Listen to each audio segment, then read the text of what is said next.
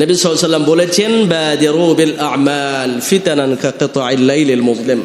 আধার রাতের মতো ফিতনাগুলো চলে আসার আগে ভালো কাজে প্রতিযোগিতা চালাও, নেক কাজে, ভালো কাজের দিকে ধাবিত হও, দ্রুত ছুটো ভালো আমলের দিকে, ভালো ভালো কাজের দিকে দ্রুত ধাবিত হও। যে ফিতনাগুলাই সকালে ইমানদার, সন্ধ্যায় কাফের, সন্ধ্যায় ইমানদার, সকালে কাফের এমন হয়ে যাবে, মানুষ দুনিয়ার ক্ষুদ্র স্বার্থের জন্য দিন বিক্রি করবে, এমন ঘটনা ঘটার আগে বেশি বেশি ভালো আমলের দিকে ছোটো খুঁজে দেখেন জীবনের ভালো আমল যেন একটাও ছুটে না যায়। আল্লাহ তৌফিক দান করেন। বেশি বেশি ভালো আমল করেন। ফিতনা তো বাড়তে থাকবে না কমতে থাকবে? একের পর এক বাড়তে থাকবে। 2 নম্বরে আমাদের কাজ করতে হবে আল্লাহর কাছে বেশি বেশি দোয়া। এগুলো থেকে বাঁচার জন্য নিজেদের যোগ্যতার বলে হবে না, বাঁচতে হলে আল্লাহর কাছে নবী সাল্লাল্লাহু আলাইহি ওয়াসাল্লাম দোয়া করতেন, আল্লাহুম্মা ইন্নী আউযু বিকা মিনাল ফিতান মা যাহারা মিনহা ওয়া মা বাতান।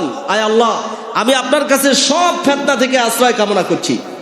নবীজি আশ্রয় কার কাছে চায়? সব ফিতনা থেকে আপনার কাছে আশ্রয় কামনা করছি, যেই ফিতনা প্রকাশ্য, যে ফিতনা গোপন, সব ধরনের ফিতনা থেকে আমি আপনার কাছে আশ্রয় কামনা করছি।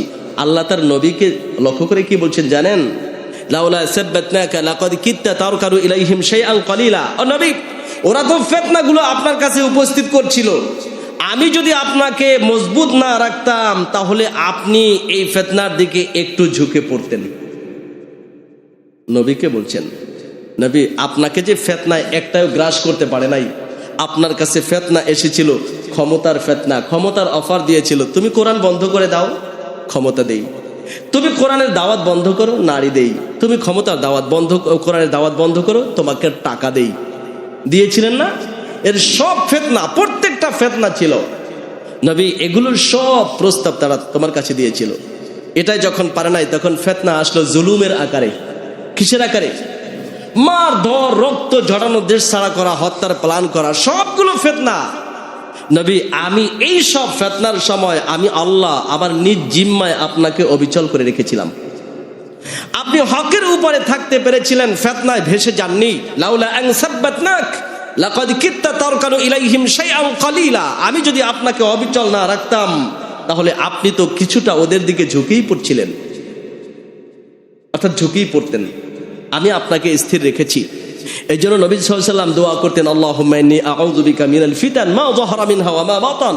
নবী প্রত্যেক নামাজের পরে, প্রত্যেক ফরজ নামাজের পরে আল্লাহর কাছে ফিতনা থেকে আশ্রয় চাইতেন। দোয়া করতে থাকেন আল্লাহর কাছে, আল্লাহ সমাজে যে ফিতনাগুলো চলতেছে আপনি আমারে বাঁচান। তো দোয়া করবেন বেশি বেশি। এই ফিতনা থেকে বাঁচাতে পারেন শুধুমাত্র কে? আল্লাহ। 3 নম্বরে সবরে জামিল ইখতিয়ার করবেন। বিপদ আপদ যতই আসুক না কেন, সবর, ধৈর্য। ঈমান হারা হবেন,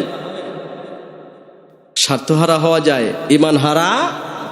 সবরে জামিল, ধৈর্য, চূড়ান্ত ধৈর্য ধরেন। আপনি যত ভালো কাজ করবেন না কেন, আপনি বিপদগ্রস্ত হবেন তত বেশি। যতই বিপদগ্রস্ত হবেন আপনি ধৈর্য ধরেন, ধৈর্যের শিক্ষা নেন, অবশ্যই আল্লাহ পাক রব্বুল আলামিন জাযায়ে খায়ের দান করবেন।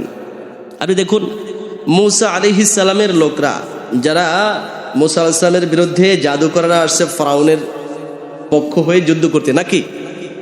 বিশাল বড় ফিতনা। ফেরাউনের কাছে এসে জাদুকররা 70,000 এরা বলছে, আইন্না লানা আজরান ইন কুননা নাহনুল গালিবিন।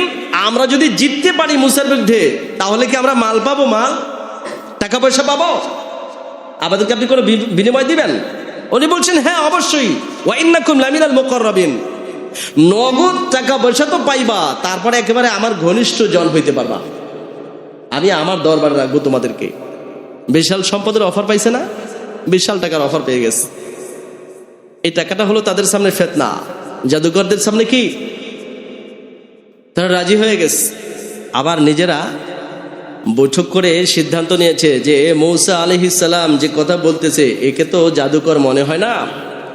যদি মূসা সত্যবাদী হয় তাহলে কিন্তু আমরা আর এই টাকা পয়সার দিকে তাকাইবো না, আমরা সব সত্যের দিকে ছুটবো। সুবহানাল্লাহ বলুন। কোন দিকে? আমাদের প্রত্যেকেরই এটা থাকা উচিত। তো মূসা আলাইহিস সালামের বিরুদ্ধে ওরা 70,000 জাদুকর লাঠি ছোটা রশি ছাড়িয়ে দিছে, সব লাফ হইয়া, জাদুর প্রভাবে সব সাপ হয়ে লাফাচ্ছে। মূসা আলাইহিস সালামকে আল্লাহ বলছেন, আলকি মা ফি ইয়ামিনিক তালকাফ মা সানাউ ইন্নামা সানাউ কাইদু সাহির। তোমার হাতে যে লাঠিটা আছে এটা ফেলে দাও, সব খায়া ফেলবে, ওদের সবগুলো খেয়ে ফেলবে। যখনই সবগুলো এক গ্রাসে সবগুলো পেটের ভেতরে নিয়ে গেছে, সুবহানাল্লাহ,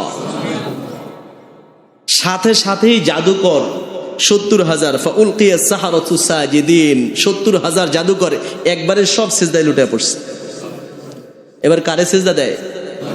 আগে ফিতনায় ছিল, ফেরাউনের পক্ষ থেকে কিন্তু বিশাল মালের অফার ছিল, সেই অফারের আশায় মাঠে নেমেছে, নেমে দেখলো যে আমরা অন্যায়ের উপরে আছি, ন্যায়ের উপরে আছে কে? যখনই বুঝতে পারলো সব সিজদায় লুটাইলো, বলল আমান্না বিরাব্বিল আলামিন রব্বি মূসা ওয়া হারুন, আমরা রব্বুল আলামিনের উপরে ঈমান এনেছি মূসা এবং হারুনের রবের উপর। ফেরাউন এবার বলল আমানতুম লাহু ক্বাবলা আন আযানা লাকুম, আমার অনুমতির আগেই তার উপরে ঈমান নিলা? ইন্নাহু লাকাবীরুকুম আল্লাযী আল্লামাকুমুস সিহর, এই লোক তোমাদের লিডার, এই মূসা তোমাদের লিডার জাদুকর, নাউজুবিল্লাহ, তোমাদেরকে এই জাদু শিখাইছে, কৌশল করে এসেছো, এখানে প্ল্যান করে এসেছো তোমরা। লা উকত্তিআন্না আইদিয়াকুম ওয়া আরজুলাকুম মিন খিলাফ, কালেমা পড়ার সাথে সাথেই কালেমা যখন সে কালেমার বিরুদ্ধে ছিল তখন ফেরাউনের ঘনিষ্ঠ হতে পারবে আর বিশাল উপঢৌকন পাবে। কথা বুঝলেন? কিন্তু যখনই কালেমা পড়ছে তখন ফেরাউনের পক্ষ থেকে হুমকি আসলো কি?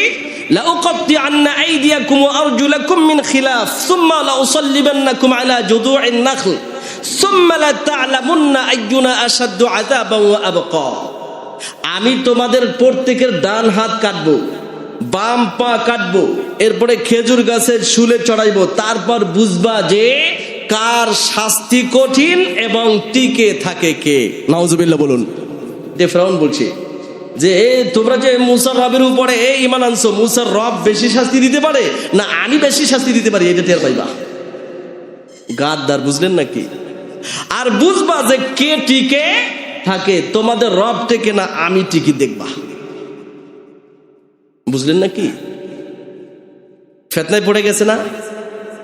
যখন ঈমান ছিল না তখন বিশাল বড় অফার, যখন ঈমান চলে গেছে তখন জান্নাতের অফার। আলহামদুলিল্লাহ বলুন। কারণ ডান হাত কাটবে তো ঈমানের কারণে, বাম পা কাটবে ঈমানের কারণে, শুলে চড়াবে, তো বড় অফার। ওনারা কি বলছেন জানেন? এত বড় ফিতনায় এখানেও কি টিকে থাকা যায়? এত বড় ফিতনায় পড়ে বলছেন ফাকুত আমান্না বিরাব্বিনা লিয়াগফির লানা খাতায়ানা ওয়া মা আকরাহতানা আলাইহি মিনাস সিহর আল্লাহু খায়রুন ওয়া আবকা, আমরা আমাদের রবের উপরে ঈমান এনেছি, এই জন্য যেন আমরা যে আগে গুনাহগুলো করেছি এবং তোমার পক্ষে যে মূসার বিপক্ষে জাদুনিয়া মাঠে নামছি, এতে যে গুনাহ হয়েছে এই গুনাহ যেন আল্লাহ মাফ করে দেয়। সুবহানাল্লাহ বলুন।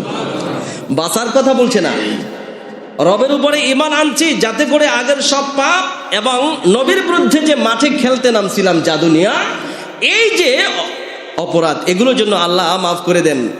আমরা এটা জানি, আল্লাহু খায়রুন ওয়া আবকা, আল্লাহ অতি উত্তম এবং আল্লাহই টিকে থাকবেন। সুবহানাল্লাহ বলুন। কথাগুলো কি সত্য না? শেষ পর্যন্ত ফেরাউন টিকছে না আল্লাহ টিকছে? প্রকাশ্যে ওনারা বলে দিলেন ফাকদি মা আনতা কাত, ফেরাউন তুমি যা ইচ্ছে তাই করো, তুমি হাত পা যা কাটার কাটো, ইন্নামা তাকদি হাদিহিল হায়াতাদ দুনিয়া, তুমি আমাদের ব্যাপারে সিদ্ধান্ত নেওয়ার ক্ষমতা রাখো এই দুনিয়ার জীবনে, কিন্তু আখিরাতে তোমার কোনো ক্ষমতা চলবে না। আল্লাহ রাব্বুল আলামিন লোকগুলোকে কঠিন ফিতনার থেকে বাঁচাইলেন, একটা লোকও ঈমান হারা হলেন না। সকালবেলায় সব ছিল কাফের, সন্ধ্যাবেলায় সব জান্নাতি। আলহামদুলিল্লাহ বলেন। ফিতনায় পড়েছে ইউসবিহু কাফিরান ওয়া ইউমসি মুমিনান, সকালবেলায় ছিল কাফের 70,000 যারা নবীর বিরুদ্ধে লাঠি সোটা নিয়ে ময়দানে নেমেছিল, সন্ধ্যাবেলা সব মুমিন যারা আল্লাহর পক্ষে তাদের ঘাড় পর্যন্ত দিয়ে দিয়েছে। ফিতনার অবস্থাটা এরকমই হয়, ফিতনায় পড়লে সকালে কাফের, সন্ধ্যায় কি হয়? মুমিন। আর যাদের ঈমান দুর্বল তারা সকালে ঈমানদার, সন্ধ্যায় কাফের। আল্লাহ আমাদের হেফাজত করেন। সবরে জামিল ইখতিয়ার করুন, ধৈর্য ধরে থাকেন। আপনি এ পথে যত চলবেন, যত ভালো কাজ করবেন, ততটাই আপনি ফিতনায় জড়িয়ে যাবেন, অতই বিপদে পড়বেন। ধৈর্য ধরেন, সমস্যা দুনিয়ায় শেষ না, আখিরাতেও আছে। আল্লাহ আখিরাতে আমাদেরকে যেন মাফ করে দেন। সাহাবা কিরামের সেই একই অবস্থা ছিল। খাব্বাব, খোবাব, বেলাল, আম্মাররা ফিতনায় ছিলেন না? একজনও ঈমান ছাড়ছে বলতে পারবেন কি যে একজন ঈমান ছাড়ছে? জীবন চলে গেছে, দেশ ছাড়া হয়েছে, না খেয়ে থেকেছে, একজনও ঈমান ছাড়ে নাই। ফিতনার ভিতরে ধৈর্য ধরা। নবী সাল্লাল্লাহু আলাইহি ওয়াসাল্লাম হুদায়বিয়ার সন্ধির পরে সুযোগ পেলেন দাওয়াতের, বিভিন্ন রাজা বাদশাদের কাছে চিঠি পাঠাইলেন, পারস্য সম্রাটের কাছেও চিঠি পাঠাইলেন। উনি বললেন, এই এলাকায় কি মক্কার কোনো লোকজন আছে? দেখো তো খুঁজা। আবু সুফিয়ানকে পাচ্ছে, তার সাথে একটা ব্যবসা কাফেলা, বলছে তাদেরকে নিয়ে আসো ডাইকা। আনার পরে অনেক প্রশ্ন করেছেন যে তোমাদের এলাকায় নবী আসছে, উনি চিঠি পাঠাইছেন, ওই লোকটা কেমন? এর মধ্যে একটা প্রশ্ন হলো, আয়ারতাদু আহাদুন সাখাতাতান লিদীনিহি বাদা আন ইয়াদখুলা ফীহ, মুহাম্মাদের ধর্মে কেউ প্রবেশ করার পরে এই ধর্মের উপরে নাখোশ হইয়া আবার অন্য ধর্মে চলে যায়, এরকম কি আছে?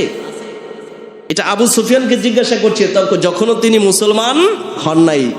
মক্কার কাফেরদের লিডার তখন, 6ষ্ঠ হিজরির পরে, আবু জাহালরা নাই, তখন উনি মক্কার লিডার। সেই অবস্থায় ওনাকে দরবারে জিজ্ঞাসা করা হচ্ছে যে এই ধর্ম গ্রহণ করার পর কেউ কি আবার এই ধর্ম ছেড়ে চলে যায়? উনি বলছেন না, এমনটা ঘটে না। সত্য কথা বলতেছে, বলার পিছনে কারণ আছে, ওখানে পরিবেশ করছিল সেরকম। তো তখন বাদশাহ বলল, কাদা আলিকাল ঈমান হিনা তুখালিতু বাশায়াতুল কুলুব, ঈমানের অবস্থাটা এমনই হয়, কারো দিলের মধ্যে যদি ঈমানের স্নিগ্ধতা গিয়ে মিলে যায় তাহলে ওই লোক কোনোদিন ইসলাম ছেড়ে যায় না। আগে দিলের ভিতরে ঈমানের স্নিগ্ধতা মিলে যেতে হবে। ঈমানের ভালোবাসা, ঈমানের প্রেম, ঈমানের নূর, এটা দিলের মধ্যে ঢুকলে পড়ে তাদের জীবনও যায়, দেশও যায়, কিন্তু ঈমান যায় না। ওই বাদশা বলতেছে, খ্রিস্টান বাদশা বলতেছে, ঈমানের হাকিকাতটা এরকমই হয়। সুতরাং খুব বেশি বেশি সবরে জামিল, আল্লাহর পথে ধৈর্য ধরা, যে বিপদ আপদ যতই আসুক না কেন, আর সব যায় যাক, কিন্তু ঈমানটা হারা হব না। 4 নম্বরে আলে ইবরাতু, আমাদেরকে পৃথিবীর ইতিহাস থেকে শিক্ষা নিতে হবে যে আল্লাহ আগেও ফিতনা পাঠিয়েছেন পৃথিবীতে। এই ফিতনার মধ্যে কারা কি করেছিল? আল্লাহ রাব্বুল আলামিন বলছেন, ওয়াসাকানতুম ফি মাসাকিনিল্লাযিনা যালামু আনফুসাকুম ওয়া তাবায়্যানা লাকুম কাইফা ফাআলনা বিহিম ওয়া দারাবনা লাকুমুল আমসাল। ও মানুষ, তোমরা আজকে তো বসবাস করছো ওই বাড়ি ঘরে, যেই বাড়ি ঘরে আগে কিছু মানুষ ছিল, যেই মানুষরা অপরাধ করেছিল। ওয়া তাবায়্যানা লাকুম কাইফা ফাআলনা বিহিম, তোমাদের কাছে ইতিহাসে স্পষ্ট হয়ে আছে যারা আমার সাথে বেয়াদবি করেছিল আমি তাদের সাথে কেমন আচরণ করছিলাম। ইতিহাস আছে না? ফেরাউনের সাথে, কারুনের সাথে, নমরুদের সাথে, আবু জাহালদের সাথে আমি কেমন আচরণ করেছি সেটা তোমাদের কাছে স্পষ্ট। তাদেরই বাড়ি ঘরে আজকে তোমরা বসবাস করছো। তোমরা খুব ভালো করে এখান থেকে শিক্ষা নাও মানুষ। অদরাবনা লাকুমুল আমসাল, আমি তোমাদের জন্য উদাহরণগুলো পেশ করে রেখেছি। সুতরাং ফিতনা কমবে না, আরো বাড়তে থাকবে। ফিতনা যত বাড়বে ঈমানদারদের ঈমান তত মজবুত হবে। আলহামদুলিল্লাহ বলেন, ওয়া মা যাদাহুম ইল্লা ঈমানা ওয়া তাসলিমা। আল্লাহ বলছেন, ঈমানদারদের কাছে যখন সম্মিলিত বাহিনী একত্রিত হয়ে আসলো হামলা করার জন্য, তাদের এই বাহিনী দেখা তাদের ঈমান আরো বেড়ে গেছে। সুতরাং সমাজে ফিতনা যত বাড়বে ঈমানও তত বাড়বে। আপনি ঈমানকে যদি ভালো কাজ দিয়ে মজবুত করতে না পারেন তাহলে ফিতনার মাঝে ঈমান থাকবে না, সব হারিয়ে ফেলবেন, সব চলে যাবে। আল্লাহ পাক এই ফিতনার জামানায় আমাদের ঈমান বাঁচিয়ে রাখা তৌফিক দান করেন। খুব বেশি বেশি নেক আমল করা, আল্লাহর কাছে দোয়া করা, শিক্ষা গ্রহণ করার পিছন দিক থেকে সবরে জামিল ইখতিয়ার করা, আল্লাহ তৌফিক দান করেন।